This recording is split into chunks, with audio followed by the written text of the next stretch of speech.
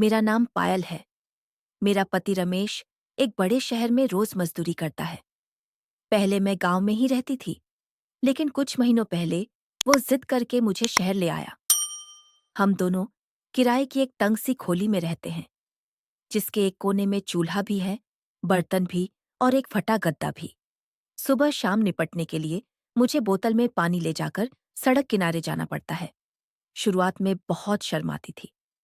लगता था ना जाने कौन देख ले, लेकिन यहाँ की मजबूरी ने मुझे सबका आदी बना दिया।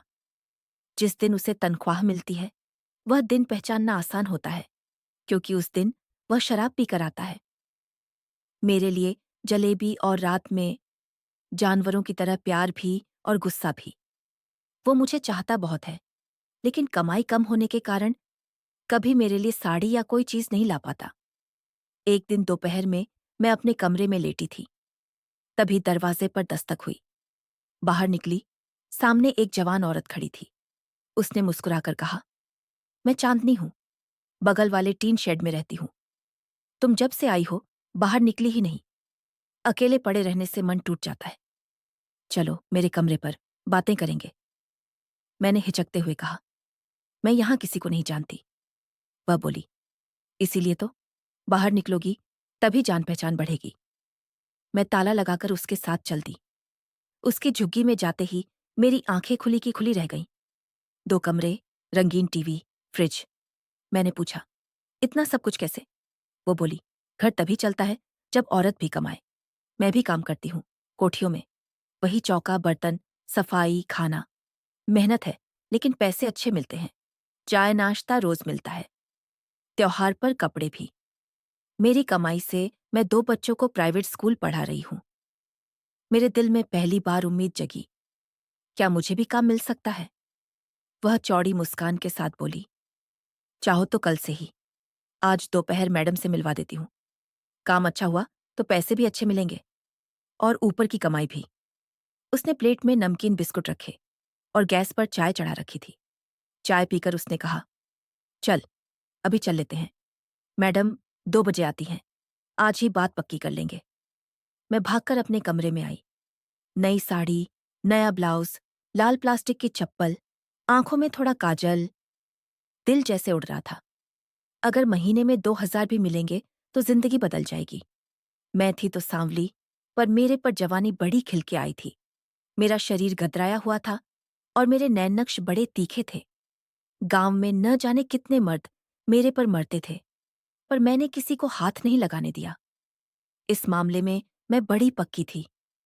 रास्ते में चांदनी धीरे से बोली, अगर काम मिल गया तो पहली तनख्वाह का आधा हिस्सा मुझे देना होगा। यही यहाँ का नियम है। मैंने बिना कुछ कहे सिर हिला दिया। कोठी पर पहुंचकर घंटी बजाई। एक संजीदा सी महिला ने दरवाजा खोला। हम दोनों ने नमस्ते किया। चांदनी ने कहा, मैडम, आपके लिए बाई लाई हूं। सारी मेहनत का काम जानती है। मैडम ने मुझे ऊपर से नीचे तक देखा। पहले कहीं काम किया है? मैंने नम्रता से कहा, गांव में सब काम करती थी मैडम, यहां भी सीख लूंगी। उन्होंने कहा, मुझे सुबह का नाश्ता, दोपहर का खाना, सफाई, कपड़े धोना और बर्तन चाहिए। रात का खाना मैं खुद बनाऊंगी। सुबह 7:30 से पहले घर पहुंच जाना। पैसे दूंगी, लेकिन काम में लापरवाही नहीं चलेगी। मैंने हिम्मत बटोरकर कहा, मैडम, मैं कल से आ जाऊंगी। उस रात जब रमेश घर आया तो मैंने सब बताया। उसने भौहें टेढ़ी की। कोठियों में रहने वाले मर्द बहुत घटिया होते हैं, नौकरानी पर बुरी नजर रखते हैं। ये चांदनी भी बड़ी चालाक है, पता नहीं क्या क्या करती है पैसे के लिए।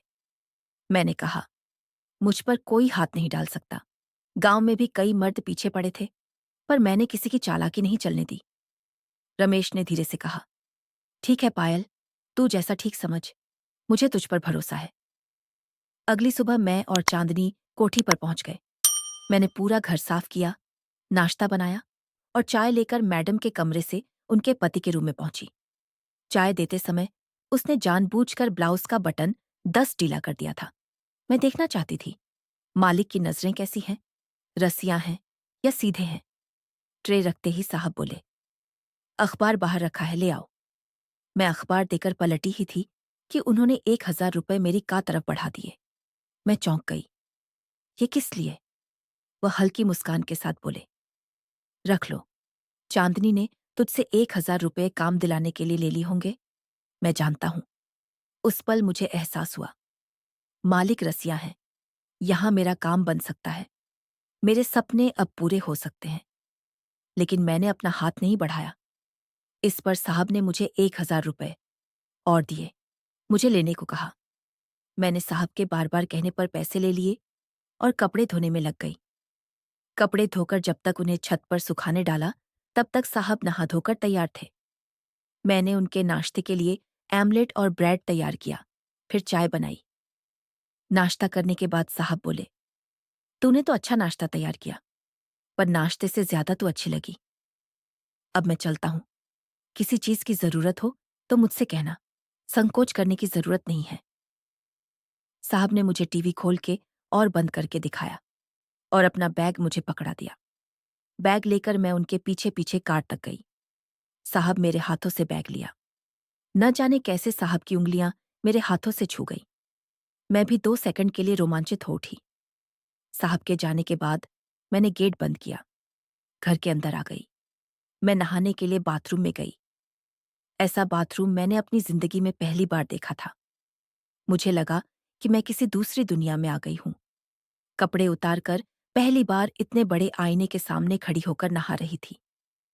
मैंने जमकर नहाया और फिर बाथरूम में टंगे तौलिए से देह पोंछकर मैडम का दिया पुराना सूट पहनकर अपने आप को आदमकद आईने में निहारा। मुझे लगा कि मैं वो पुरानी पायल नहीं हूं, कोई और ही औरत है, लेकिन जो भी है बहुत मस्त। धीरे धीरे मैंने उस घर के सारे तौर तरीके सीख लिए। मैं सारा काम जल्दी जल्दी निपटा देती और किसी को शिकायत का मौका नहीं देती। मैडम मेरे काम से काफी खुश थी। 1 महीना कब बीत गया मुझे पता ही नहीं चला। महीना पूरा होते ही मैडम ने मुझे बकाया सैलरी दे दी। उस दिन मैं काफी खुश थी। शाम तक जब मैं अपनी झुग्गी में लौटी तो मैंने सबसे पहले 1,000 रुपये जाकर चांदनी को दे दिए। चांदनी ने मुझे चाय पिलाई और हालचाल पूछा। उसने इशारों में ही पूछा कि साहब से कोई दिक्कत तो नहीं। मैंने कहा, ऐसा नहीं है। चांदनी ने कहा, अगर तू चाहे तो शाम को किसी और घर में भी काम कर लिया कर, कुछ रुपए वहां से भी मिल जाएंगे। इस पर मैंने कहा, सोचूंगी, अपने घर का भी तो काम है। साहब तो अपनी चाय मुझसे ही लेते। जब मैडम आसपास न हो तो मुझे ही देखते रहते। मैं भी मजे लेती रहती। मैं समझ गई थी कि मालिक की निगाह मेरी जवानी पर है। वे मुझे पैसे देते तो वह पहले लेने से मना करती, पर वे जबरन मुझे दे ही डालते और कहते, देख पायल, अपने पास पैसों की कमी नहीं है, फिर 1,000 रुपए की आज कीमत ही क्या है। तेरे काम ने मेरा दिल जीत लिया है। कई औरतों ने इस घर में काम किया, पर तेरी जैसी अब तक कोई नहीं थी। मैं साहब को एक मुस्कान देकर चुप रह जाती थी। एक दिन मैडम ने मुझसे कहा, पायल, हमारे स्कूल से टूर जा रहा है। मैं भी जा रही हूं और बच्चे भी। घर में सिर्फ साहब रहेंगे। हमें टूर से लौटने में 10 दिन लगेंगे। आने जाने के टाइम का तुम समझ लेना, साहब को कोई दिक्कत ना हो। पहले आमलेट बना दे और तू ऐसा करना, लंच के साथ डिनर भी तैयार कर फ्रिज में रख देना। साहब रात में गरम करके खा लेंगे। ठीक है, मैंने कहा और अपने काम में लग गई। मैडम को गए 2 दिन हो गए थे। मैं जब ठीक समय पर चाय और पानी का गिलास लेकर साहब के कमरे में पहुंची तो उन्होंने कहा, आज ऑफिस नहीं जाना है, तबीयत ठीक नहीं, फ्रिज में एक बोतल पड़ी होगी, वह ले आ। मैं थोड़ी ब्रांडी लूंगा, मुझे ठंड लग गई है। मैं रसोई में ऑमलेट बनाने चली गई। आमलेट बनाकर उसे प्लेट में रखकर वह साहब के कमरे में गई तो वे वहां नहीं थे। मैंने सोचा कि शायद बाथरूम गए होंगे। साहब तब तक वहां आ गए थे। वाह पायल, वाह, तूने तो फटाफट काम कर दिया। तू बड़ी अच्छी है। आ चाय पी मेरे साथ। ये ले 1,000 रुपए, मनपसंद साड़ी खरीद लेना। किस बात के पैसे साहब? पगार तो मैं लेती ही हूं। मैंने कहा, अरे ले ले, पैसे बड़े काम आते हैं, मना मत कर। कहते कहते साहब ने मेरा हाथ पकड़ लिया और पैसे मेरे ब्लाउज में डाल दिए। मैं पीछे हटी। तब तक साहब ने मेरे ब्लाउज में हाथ डाल दिया था और मेरे ब्लाउज के बटन टूट गए थे। मैंने एक जोर का धक्का दिया। साहब बिस्तर पर गिर पड़े। इस बीच मैं भी उन पर गिर गई। मैंने एक जोरदार किस उनके गाल पर किया और बोली, साहब, पहले घर का काम कर लेने दो, उसके बाद आपकी सुनूंगी। पर साहब कहाँ मानने वाले थे। वो तो अति उत्तेजित हो चुके थे, मेरे किस करते ही। बोले, पहले मेरा काम, बाद में कोई दूसरा। मैं समझ गई थी, अब वो मानने वाले नहीं थे।